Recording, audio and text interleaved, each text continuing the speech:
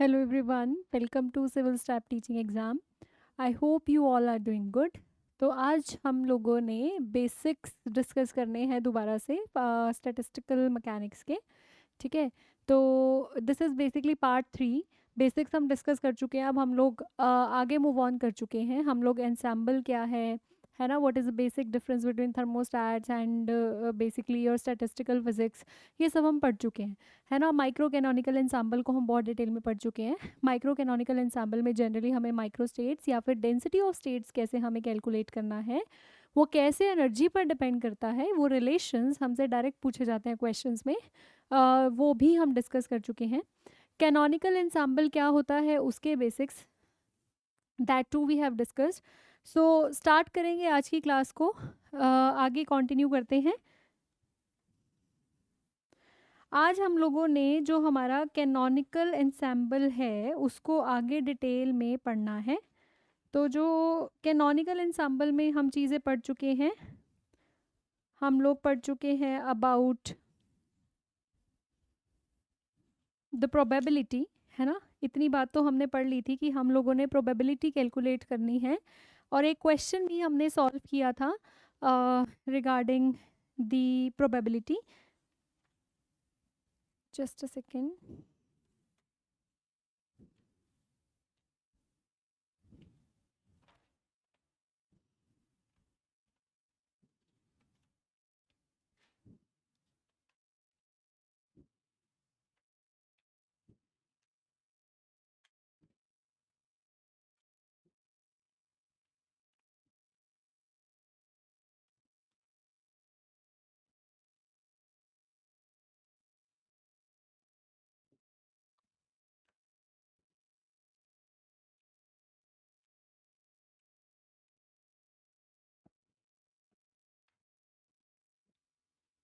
हमने partition function के बारे में पढ़ा था कि जो पार्टीशन फंक्शन होता है वो क्या होता है, कैसे कैलकुलेट किया जाता है, और दो सिस्टम्स के लिए पार्टीशन फंक्शन कैसे कैलकुलेट किया था, है ना। That we have already done.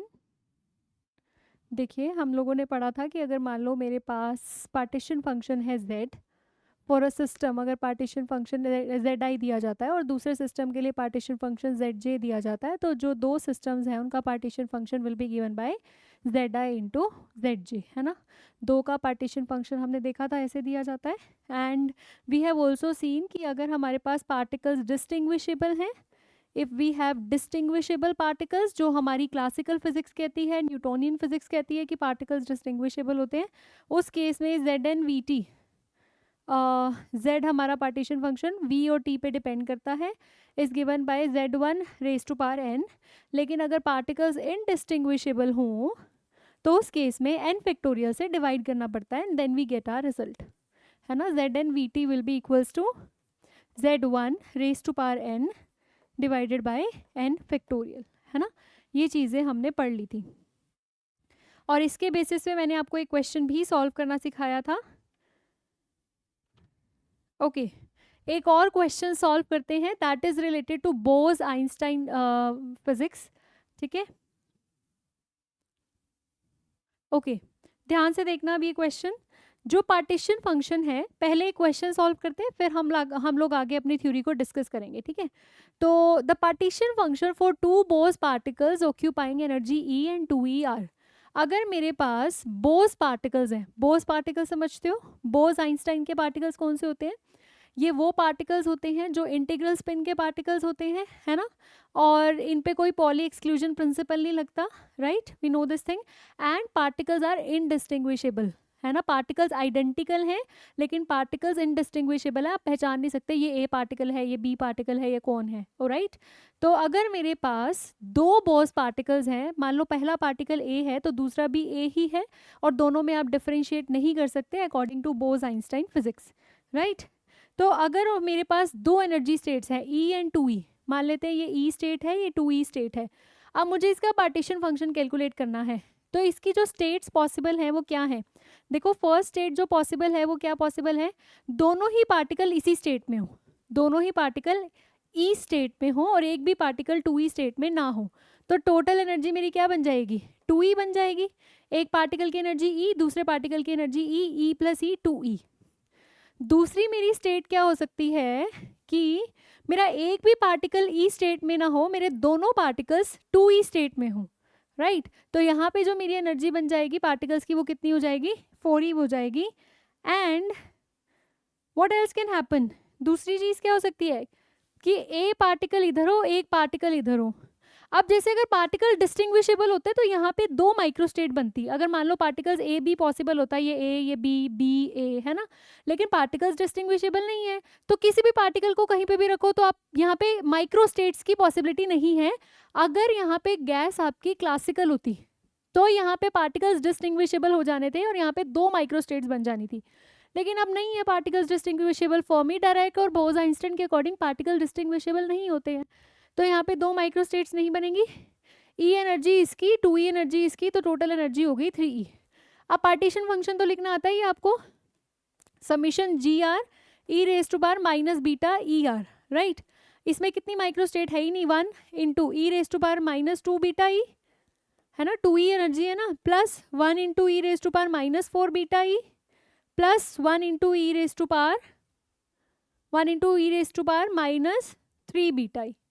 तो ये आपका पार्टीशन फंक्शन आ जाएगा, है ना, ये आपका क्या आ जाएगा, यहाँ पे पार्टीशन फंक्शन आ जाएगा।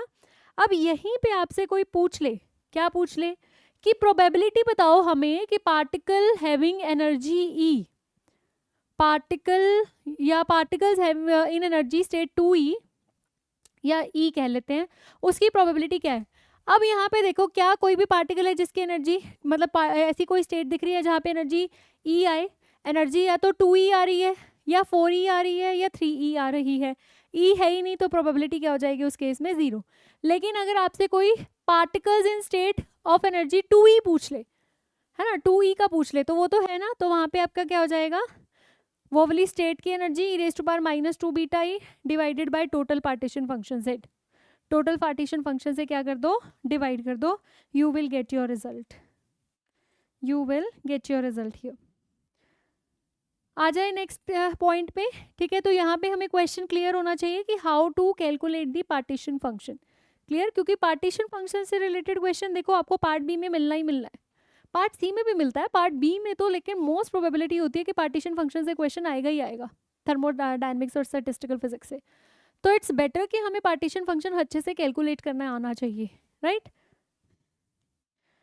और अगर मुझे यहीं पे टोटल एनर्जी कैलकुलेट करनी हो तो वो कैसे कैलकुलेट करनी है मुझे, total energy how to calculate it, minus curl by curl beta ln z, ठीक है। बुक्स में आपको ZVT लिखा मिलेगा क्योंकि Z जो है वो वॉल्यूम और टेम्परेचर का फंक्शन होता है, तो ऑब्वियसली यहाँ पे ZVT लिखा मिल सकता है आपको। तो ये बात समझ आना, अगर मैं VT नहीं भी लिख रही हूँ तो you should know that it is function of V and T, volume and temperature, clear. अब इसके बाद ये हमारी एक थर्मोडायनेमिकल क्वांटिटी है। अब हमें ना थर्मोडायनेमिकल क्वांटिटीज निकालनी सीखनी है, और ये बहुत इंपॉर्टेंट है, वेरी वेरी वेरी इंपॉर्टेंट, क्योंकि क्वेश्चन जो आएगा वो यहीं से आएगा, थर्मोडायनेमिकल क्वांटिटीज निकालने से रिलेटेड। और थर्मोडायनेमिकल क्वांटिटीज तभी निकलेंगी जब आपको Z निकालना आता होगा। तो जहाँ से हमने Z निकालना सीखना स्टार्ट किया है ना, वहीं से हमारा इंपॉर्टेंट काम कैनोनिकल एंसेंबल का स्टार्ट हो जाता है। U निकालना सिखा दिया, टोटल एनर्जी कैसे निकालनी, minus curl by curl beta ln Z। बीटा क्या है, 1/kT, पता है ना सबको, बीटा इज 1/kBT, kB क्या है यहाँ पे, बोल्ट्जमैन कांस्टेंट। दूसरी थर्मोडायनेमिकल क्वांटिटी जो हमें निकालने को कहते हैं that is Helmholtz free energy. क्या निकालने को कहते हैं, Helmholtz free energy which is denoted by A, and you know that A is given bye U minus TS। अब यहाँ पे फॉर्मूलाज याद होने बहुत जरूरी हैं, अगेन फॉर्मूलाज नहीं याद होंगे तो फिर पेपर में क्वेश्चन सॉल्व नहीं होगा। अब यहाँ पे डेरिवेटिव ले लो, partial derivative, dA is equals to du minus TdS minus SDT, दोनों का डेरिवेटिव होगा, दोनों का ही डेरिवेटिव लेना है हमने यहाँ पे। अब यहाँ पे from first law of thermodynamics, from first law of thermodynamics, thermodynamics का फर्स्ट लॉ क्या कहता है, dq is equals to du plus pdv minus mu dn. This is the mathematical statement of first law of thermodynamics. First law की वैसे physical definition तो सबको ही पता है, law of conservation of energy is basically first law of thermodynamics, but mathematically उसको ऐसे लिया जाता है D Q is equal to D U plus P D V minus mu D N, जहाँ पे म्यू क्या है आपके पास, केमिकल पोटेंशियल है, एन क्या है आपके पास, नंबर ऑफ पार्टिकल्स है, राइट। अब यहाँ से मैं डी यू निकाल के ना इसमें सब्सटीट्यूट कर दूंगी, डी यू क्या आएगा यहाँ से, D Q minus P D V plus mu D N, सारा मैथमेटिकल चलेगा, कुछ भी ऐसा थ्योरी वाला नहीं है आज के पॉइंट्स में, आज के लेक्चर्स में हमारा सारा ही मैथमेटिकल होगा, राइट। तो यहाँ से डी क्यू क्या, यहाँ से डी ए क्या आ जाएगा, डी ए क्या था, D you minus T D S minus S D T था ना, है ना, और डी यू मेरा आ जाएगा D Q minus P D V plus mu D N, right. तो यहाँ पे मैं सब्सटीट्यूट कर दूंगी, D A is equals to D Q minus P D V plus mu D N minus T D S minus S D T, ठीक है। और D Q जो होता है वो किसके इक्वल होता है, एंट्रोपी की टर्म्स में देखो डी क्यू को क्या लिख सकते हो, टी डी एस लिख सकते हो, है ना। तो यहाँ सब्सटीट्यूट करो, T D S minus P D V plus mu D N minus S D T minus T D S से टी डी एस कैंसिल हो जाएगा, so minus P D V plus mu D N minus S D T. ये अगर formulas याद हो ना बड़ी जल्दी निकल जाती है ये इक्वेशंस, और आगे वाले formulas I will never recommend you कि आप ऐसा उसको क्रैम करो। वैसे तो जितनी आप प्रैक्टिस करते जाओगे ना क्वेश्चंस की, आगे वाली जितनी थर्मोडायनेमिकल क्वांटिटीज है ना आपको याद होती जाएंगी, इसको ऐसे निकालते हैं, इसको ऐसे निकालते हैं, फॉर्मूलाज याद होते जाते हैं जितनी बार आप प्रैक्टिस करते जाओगे, क्योंकि पार्ट बी में मैं अगेन आपको बोल रही हूँ इससे रिलेटेड क्वेश्चन आना ही आना है ना, बहुत बार आता है। तो the more you are going to practise you will be able to learn the result, लेकिन फिर भी पेपर में भूल जाते हो, तो ये अगर आपको बेसिक फॉर्मूलाज याद है ना, ऑन द स्पॉट कैलकुलेशन हो जाती है, कोई बड़ी लंबी चौड़ी बात नहीं है इसमें, मतलब ये बहुत कॉम्प्लेक्स फॉर्मूलाज में से नहीं है हमारे, और भी बहुत कॉम्प्लेक्स फॉर्मूलाज होते हैं जैसे हम इलेक्ट्रॉनिक्स में या इलेक्ट्रोमैग्नेटिक थ्योरी में पढ़ते हैं, ये कॉम्प्लेक्स बुक नहीं है इतनी। अब यहाँ से अगर मुझे प्रेशर निकालना हो तो that will be equals to minus curl A by curl V at constant, अगर एन एंड टी, अगर एन और टी कांस्टेंट हो जाए तो प्रेशर इसके इक्वल आ जाएगा। ऐसे अगर मुझे म्यू निकालना हो तो mu will be equals to curl A by curl N at constant volume and temperature. Similarly S will be equals to minus curl A by curl T at constant V and N. Clear. तो ये तीन formulas अगर आपको अभी ऐसे याद रहते हैं तो वेरी गुड, नहीं याद रहते हैं तो ऑन द स्पॉट ये छोटी सी कैलकुलेशन होती है वो निकल जाएगी, और नहीं तो प्रैक्टिस करोगे तो वैसे भी ये लर्न हो ही जाएंगे। म्यू यहाँ पे क्या है, केमिकल पोटेंशियल है, बार बार बोल रही हूँ मैं, म्यू क्या है यहाँ पे, केमिकल पोटेंशियल है। देखिए अब U is equals to A plus T S था कि नहीं, A is equals to U minus T A था, टी एस था, तो U क्या था, ए प्लस टी एस ही था। सो यहाँ से S की वैल्यू भी मैंने क्या निकाली है, minus curl A by curl T निकाली है ना, यहाँ पुट करो U is equals to A plus T into minus curl A by curl T at constant N and V, ठीक है। इसको हम देखो आप ऐसे लिख पाओगे minus T square curl by curl T of A by T, करके देखो इसका derivative you will get the same thing back, करके देखो इसका derivative you will get the same thing back.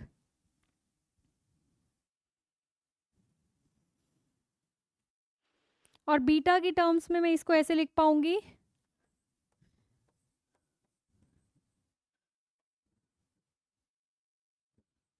Curl by curl beta A by K B T at constant N and we.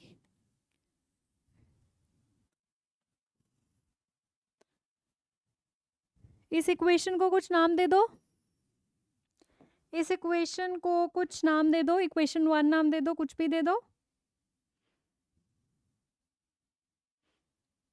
अब u मैंने आपको एक और तरीके से निकालना सिखाया है, u इज इक्वल्स टू, अभी बताया, क्या बताया था, minus curl by curl beta of L N Z V T बताया था।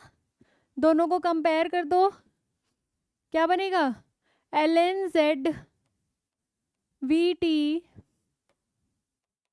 Is equals to minus of A/kBT। तो यहाँ से A क्या आ जाएगा, वेरी इंपॉर्टेंट फॉर्मूला, ठीक है, क्योंकि हमने हर एक चीज़ फ्री एनर्जी की फॉर्म में निकाली है, हमने हर एक चीज़ फ्री एनर्जी की फॉर्म में निकाली है, तो फ्री एनर्जी तो निकालनी आए ना। आप कोई भी पैरामीटर देख लो जो हमने पीछे कैलकुलेट किया है, देख लो, प्रेशर है that is in terms of free energy, chemical potential is in terms of free energy, entropy is in terms of free energy, और अगला जो यू का फॉर्मूला है that is also see in the form of free energy. Free energy निकालनी आएगी तो ये 4 parameters निकलेंगे। तो फ्री एनर्जी निकालने का फॉर्मूला क्या है, A is equal to minus KBT/ln/Z, जिसको टोटल एनर्जी यहाँ से नहीं निकालनी, मत निकालो, फॉर्मूला मुश्किल लग रहा है, यहाँ से निकाल लो, क्योंकि Z तो आपको एनी हाउ निकालना ही पड़ेगा। पार्टीशन फंक्शन तो you have to calculate anyhow, and once partition function is calculated, your free energy will be calculated, and if free energy is calculated तो 4 पैरामीटर्स हैं जो फ्री एनर्जी पे मैंने define किए हैं, तो वो भी निकल जाएंगे, है ना। तो अल्टीमेट काम क्या है, अल्टीमेट काम है पार्टीशन फंक्शन निकालना आना। What is the ultimate work, we need to know how to calculate partition function for the given state. If we don't know how to calculate partition function for the given state, then हम इन quantities को तो निकालने का सोच ही नहीं सकते, है ना। चलिए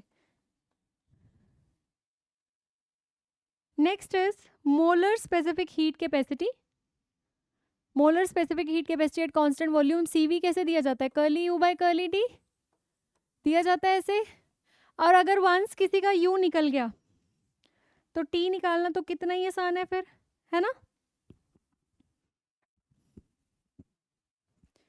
next is Gibbs free energy कैसे निकालेंगे, ये भी थर्मोडायनेमिक क्वांटिटीज हैं, ये निकालने को कही जाती है एग्जाम्स में, तभी मैं आपके साथ 1 बाय 1 डिस्कस कर रही हूँ। गिब्स फ्री एनर्जी कैसे निकालते हैं, given by capital G, G is equals to mu N, simple, G is equals to mu into N. Mu कैसे निकालना, म्यू कैसे निकालना, curly A by curly N करके। A कैसे निकालना है, माइनस KBT/ln/Z, पहले Z निकलेगा फिर A निकलेगा माइनस KBT/ln/Z, फिर उसके बाद म्यू निकलेगा curly A by curly N, and G is equals to mu into N। Clear, N number of particles हैं, म्यू आपका केमिकल पोटेंशियल है। यहां तक किसी को कोई प्रॉब्लम नहीं होगी। नेक्स्ट है गिब्स फ्री एनर्जी, वो मैंने आपको ऑलरेडी बता दिया दैट म्यू इंटू एन दिया जाता है गिब्स फ्री एनर्जी का। नेक्स्ट इज एंट्रोपी, देखिए एंट्रोपी कैसे निकाली जाती है। वैसे तो एंट्रोपी का फॉर्मूला आप यहाँ से देख ही चुके हो, -A curl by curl T, यहाँ से हमारी एंट्रोपी निकल जाती है। लेकिन इन टर्म्स ऑफ प्रोबेबिलिटी ना एक फॉर्मूला है एंट्रोपी का, यहाँ पे थोड़ा ध्यान देना, यहाँ पे एक चीज़ हमें एक्सप्लेन करनी है।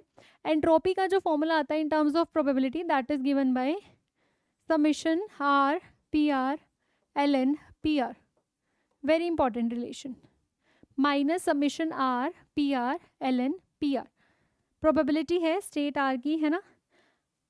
अगर T इक्वल्स टू 0 हो जाए, सोचो ये कंडीशन, अगर T इक्वल्स टू 0 केल्विन हो जाए तो all the particles will occupy the ground state, क्योंकि एनर्जी नहीं बचेगी, एनर्जी नहीं बचेगी तो मिनिमम पॉसिबल एनर्जी स्टेट में चले जाएंगे सारे पार्टिकल्स, और मिनिमम पॉसिबल एनर्जी स्टेट कौन सी है, ग्राउंड स्टेट एनर्जी।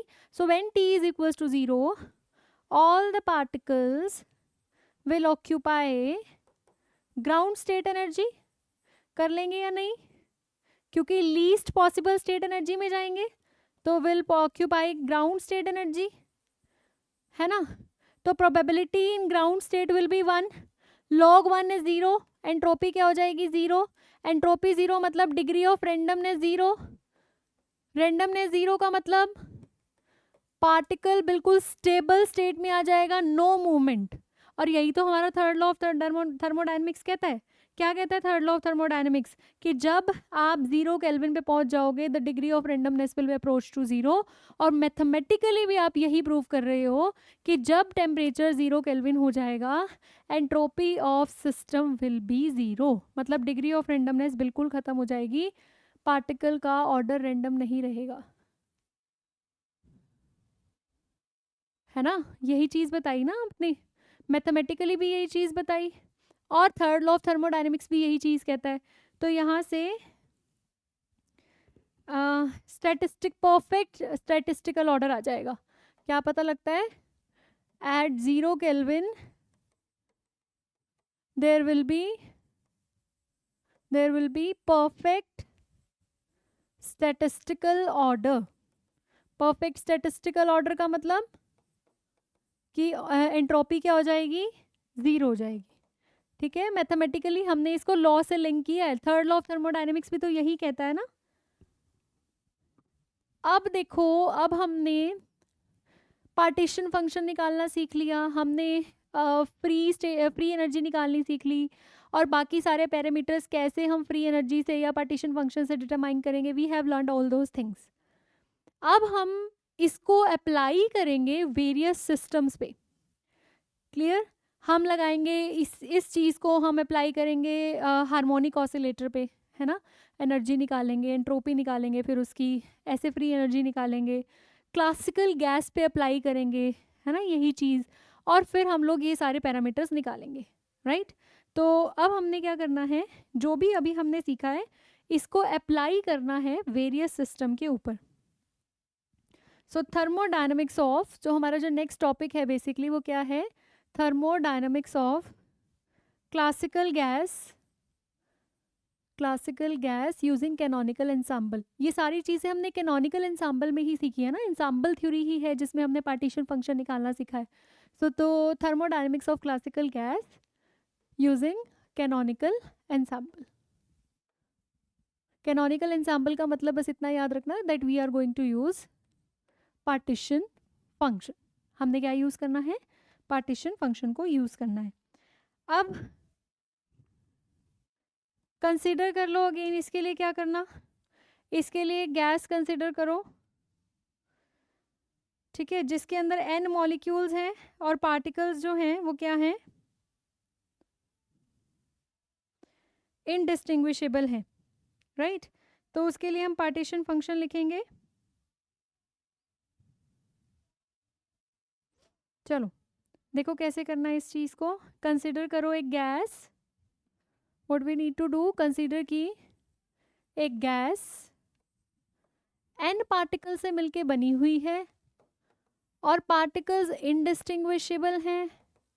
इसके लिए मुझे पार्टीशन फंक्शन लिखना है ना।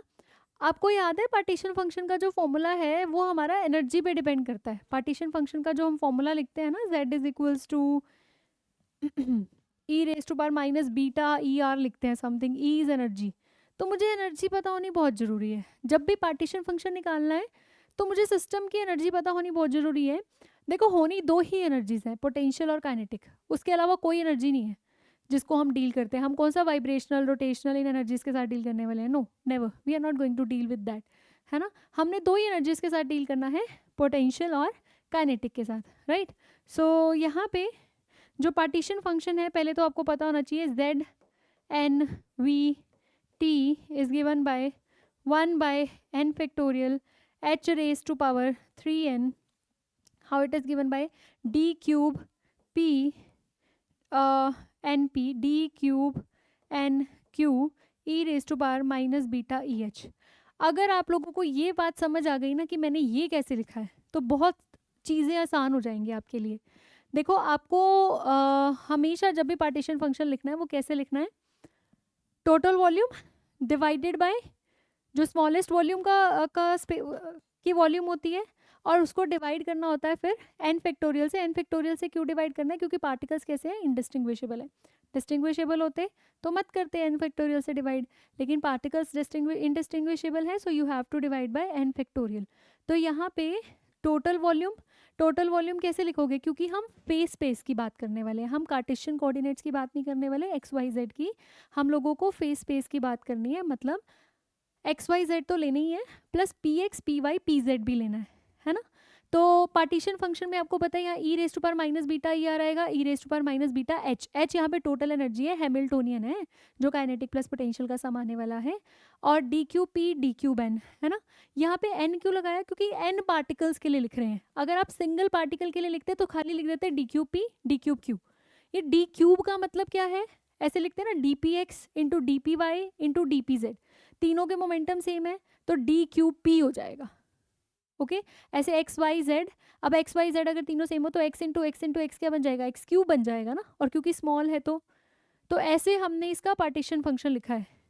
अब यहाँ पे एच, यहाँ पे पार्टिकल्स के पास काइनेटिक एनर्जी होती है, क्योंकि क्लासिकल सिस्टम क्या कहता है, काइनेटिक थ्योरी ऑफ गैसेस क्या कहती है कि पार्टिकल्स कॉन्टिन्यूसली मूव कर रहे हैं तो उनके पास काइनेटिक एनर्जी होगी। काइनेटिक एनर्जी का फॉर्मूला p² होता है।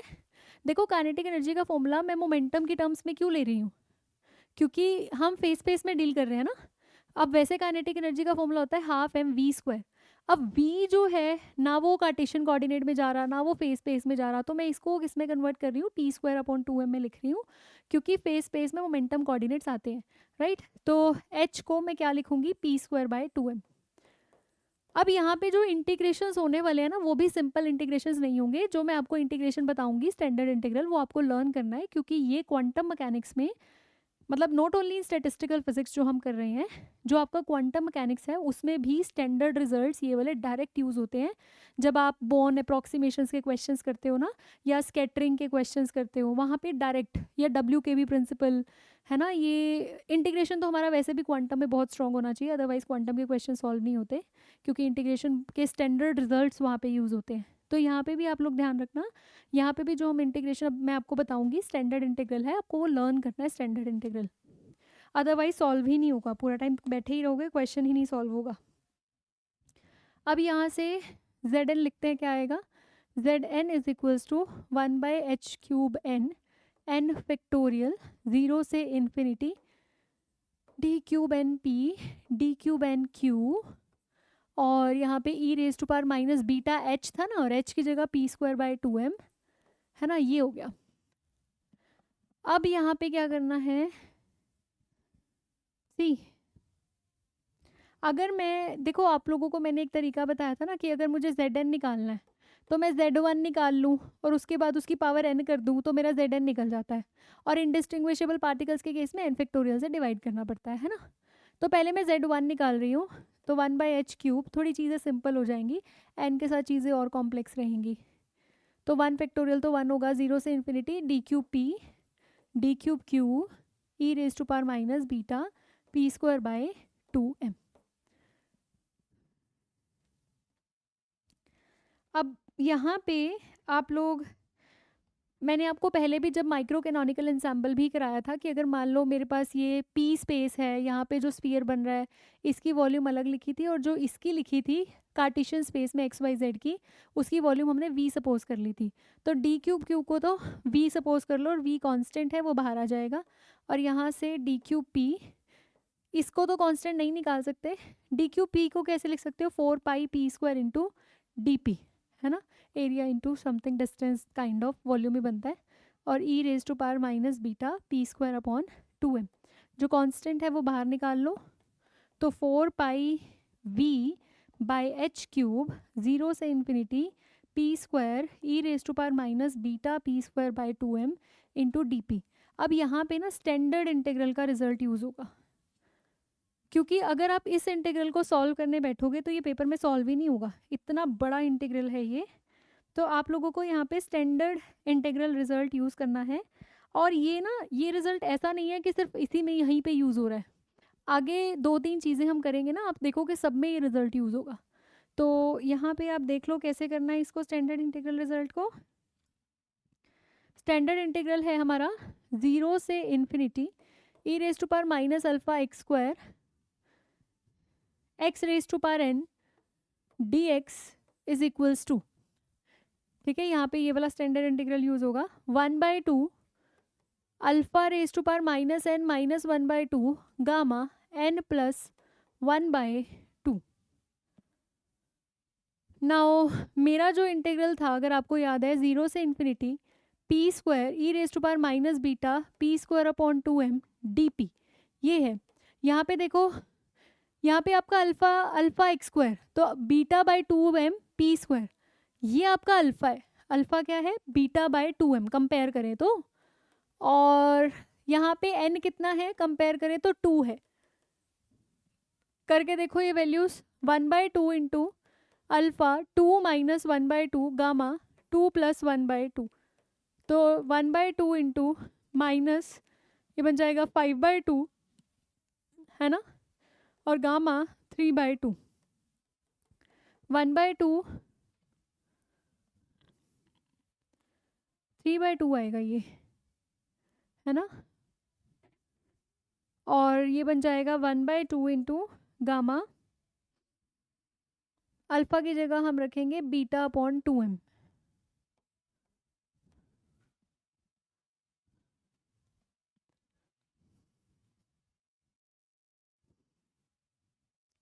ये सारी वैल्यूज़ पुट कर ली हमने। ये सारी वैल्यूज़ पुट करने के बाद जो Q1 आएगा, आप सारी वैल्यूज़ यहाँ पुट करना इस इक्वेशन में, तो जो हमें Q1 मिलेगा वो मिलेगा V/h³ 4 पाई इंटू 1/2 √पाई 2m by beta raise to power 3/2, और Qn जो हो जाएगा वो Q1 raise to power n हो जाएगा। देखो, अगर हमें ये स्टैंडर्ड इंटीग्रल का रिजल्ट ना पता होता तो हमारे खुद के लिए ये कैलकुलेशन बहुत डिफ़िकल्ट थी, है ना।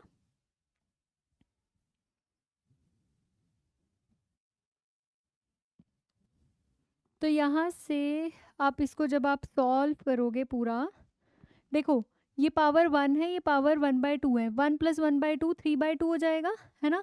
तो इस पाई को आप अंदर लेके जा सकते हो, तो 2m pi raise to power 3/2 by beta.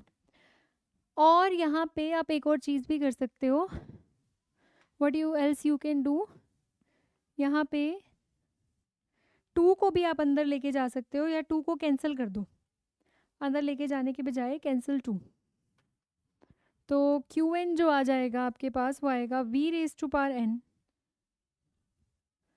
h³ 3n 2 pi m by beta raise to power 3/2, और बीटा आपका k 1/kBt होता है, तो आप इसको यहाँ पुट कर सकते हो, Q नहीं Z है ये, ठीक है।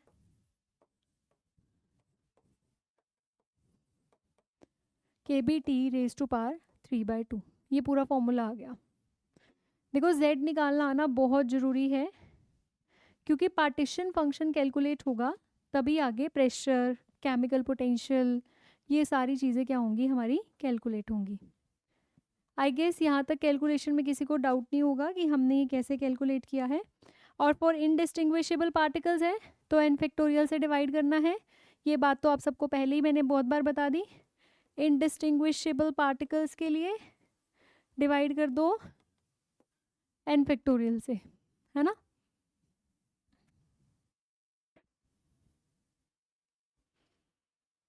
अब इसको ना, इस रिजल्ट को शॉर्ट फॉर्म में भी बहुत बच्चे याद रखते हैं, और यहाँ भी n आ जाएगा, ठीक है, क्योंकि रेज टू पावर n है ना। ओके, अभी देखो मैंने ZnVT कैसे लिखा है, V raise to power n h³ n 2 pi m kBt raise to power 3/2 n, यही किया अभी हमने, है ना।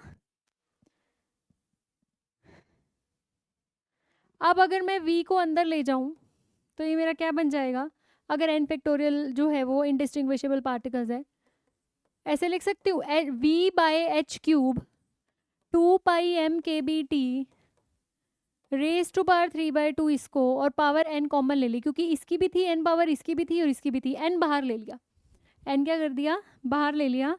और यहाँ पे जो ये मेरा h है इसको मैंने ऐसे लिख दिया, जो मेरा लैम्डा है, लैम्डा मैंने एक टर्म डिफाइन की 2h/√2 pi m kBt।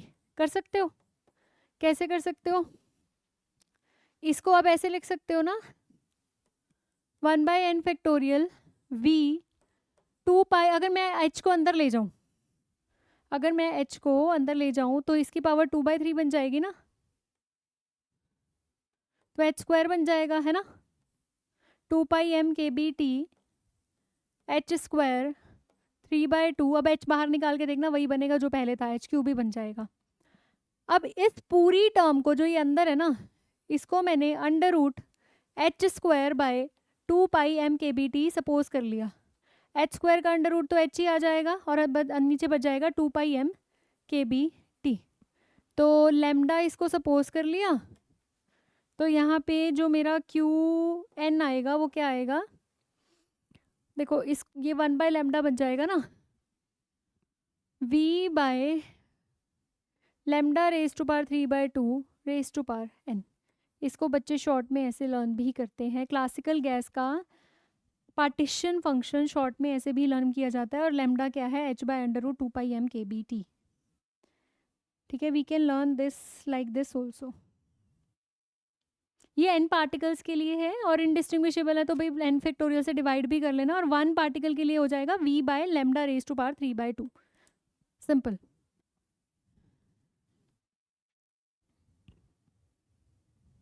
Lambda raise to power 3, sorry 1/2 तो हमने सपोज ही कर लिया ना।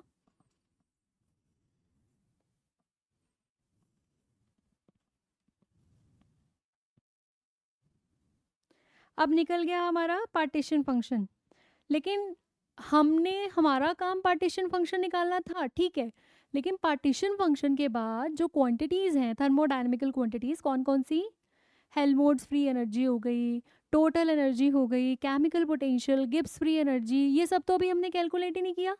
सो we need to calculate that also, है ना। तो करें उसको भी कैलकुलेट, कैसे करना है, देखिए z निकल गया ना, सबसे मेन काम था z निकालना, और इसी में ही देखो हमें कितना टाइम लगा। अब आ जाते हैं सबसे पहले हेल्महोल्ट्ज़ फ्री एनर्जी निकालने पे।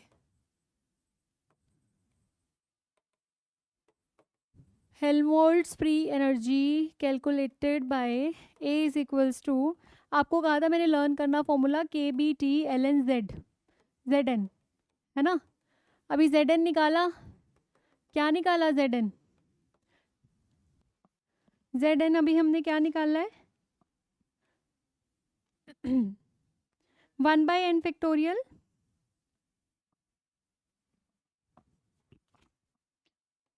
1/n factorial v by lambda cube raise to power n। इसको ना एक बार थोड़ा सा ln z को अलग से सॉल्व करवा रही हूँ मैं आपको, है ना, क्योंकि बड़ी कॉम्प्लेक्स सी इक्वेशन दिख रही होगी आपको ये। तो यहाँ पे देखो इसको हम कैसे सॉल्व करेंगे, इसको एक इक्वेशन वो टर्म मान लो, इसको एक टर्म मान लो, तो ln a/b क्या होता है, log ऑफ a/b क्या होता है, log a minus log b ना, तो log v by lambda cube raise to power n minus ln 1/n factorial, ठीक है, और सॉरी 1/1 नहीं n फैक्टोरियल, क्योंकि ln a/b क्या होगा, ln a minus ln b। अब ln n factorial Stirling formula होता है हमारे पास, अगर आपको याद हो हमने एमएससी में पढ़ते हैं स्टर्लिंग रिलेशन, तो ln n फैक्टोरियल क्या होता है, n ln n minus n, if you all remember, ये फॉर्मूला हम पढ़ते हैं एमएससी के टाइम में, है ना। तो यहाँ से ये आ जाएगा ln v by lambda cube raise to power n minus n ln n plus n, समझ गए। अब यहाँ से n आगे ले आओ, तो n ln v by lambda cube minus n ln n plus n, take n common, है ना, क्या बन जाएगा यहाँ से अगर मैं n कॉमन ले लूँगी, तो ln v by lambda cube minus ln n plus n, ln log a minus log b अभी बढ़ा है, log a बाय b होता है, तो ln v by n lambda cube plus n। देखो ये इतनी कॉम्प्लेक्स टर्म थी, उसको भी सॉल्व करने में हमें कितना टाइम लग गया, है ना। अब इसको सब्सटीट्यूट करना वहाँ पे, अब चीज़ें आसान हो जाएंगी थोड़ी सी ना। Okay, what we need to do, ये जो फॉर्मूला है ए का, इसमें ये सब्सटीट्यूट करना ln की जगह। तो कैसे करेंगे, a is equals to n kBT ln n by v h square by 2πm kBT raise to power 3/2 minus 1, ये आ गया आपका फ्री एनर्जी। ये क्या आ गया, फ्री एनर्जी। फ्री एनर्जी निकल गया, तो अब केमिकल पोटेंशियल निकालना, chemical potential is curly A by curly N at constant temperature and volume, है ना? करो फिर कैलकुलेट। केमिकल पोटेंशियल कैसे निकालना है, क्योंकि केमिकल पोटेंशियल निकलेगा तो गिब्स फ्री एनर्जी निकलेगा, आपको पता ना Gibbs free energy G is equals to mu into N, है ना? तो केमिकल पोटेंशियल कैसे निकलेगा, ये सारी चीज़ें भी मैंने बेसिक से बताई हैं कि हमें म्यू का फॉर्मूला कर ली ए बाय कर ली एन कैसे आया है, बताई थी अभी ये सारी चीज़ें at constant temperature and volume. तो कर दो बस इसका derivative, mu is equals to minus with respect to N derivative करना है ना? तो एक बार इस टर्म का होगा, फिर इसको छोड़ के अंदर वाली टर्म का होगा, राइट? ऐसे ही प्रेशर कैसे निकालना है, curly A by curly V से निकालना है प्रेशर माइनस का at constant N N temperature. Gibbs free energy कैसे निकालनी है, तो यहाँ पे ना आपका डेरिवेटिव प्लस इंटीग्रेशन दोनों पार्ट बड़ा स्ट्रॉन्ग होना चाहिए। मैथमेटिकल फिजिक्स आपकी बहुत स्ट्रॉन्ग होनी चाहिए, हर एक सब्जेक्ट इंटरलिंक्ड होता है आपका। आपको कार्टेशियन कोऑर्डिनेट सिर्फ ईएमटी में नहीं पढ़ते, या जो स्फेरिकल पोलर कोऑर्डिनेट्स है उसका सिर्फ ईएमटी में यूज़ नहीं है, उसका हम क्वांटम में भी यूज़ करते हैं, है ना? ऐसे ही जो स्टैंडर्ड इंटीग्रल्स हैं हम सिर्फ स्टैटिस्टिकल में यूज़ नहीं करते, हम क्वांटम में भी यूज़ करते हैं। तो एवरी पार्ट इज इंटरलिंक्ड, और डेरिवेटिव तो आपका मैथमेटिकल फिजिक्स वो तो आपका अच्छा होना ही चाहिए। और G is equals to mu into N, तो यहाँ से म्यू निकलेगा तो जी भी कैलकुलेट हो जाएगा ना। तो आज हमने थर्मोडायनेमिकल क्वांटिटीज़ निकाल के देखी हैं फॉर अ क्लासिकल गैस, फिर हम निकालेंगे नेक्स्ट लेक्चर में फॉर हार्मोनिक ऑसिलेटर, ठीक है? ये सारी थर्मोडायनेमिक क्वांटिटीज़। मेन मोटिव क्या है, हम ये सारी क्यों कैलकुलेट करके देख रहे हैं, क्योंकि देखो कुछ तो जो स्टैंडर्ड रिजल्ट्स आएंगे दैट तो we need to remember, for anyhow we need to remember. जैसे क्लासिकल गैस के लिए जो पार्टीशन फंक्शन अभी आया था v बाय लैम्डा क्यूब जो भी था, है ना, वो हमें लर्न करना ही पड़ता है, क्योंकि वो डायरेक्टली यूज़ होता है और पेपर में हम सारा सॉल्व नहीं करने बैठेंगे। ये जो स्टैंडर्ड रिजल्ट्स हैं, again we need to remember the standard results, right? और फिर कल हम नेक्स्ट लेक्चर में हम लोग पार्टीशन फंक्शन निकालेंगे हार्मोनिक ऑसिलेटर का, और कुछ क्वेश्चंस करेंगे जिसमें हम अगेन पार्टीशन फंक्शन ही निकालना सीखेंगे, ताकि हम आगे वाली क्वांटिटीज़ को सॉल्व करना सीख सकें, ठीक है?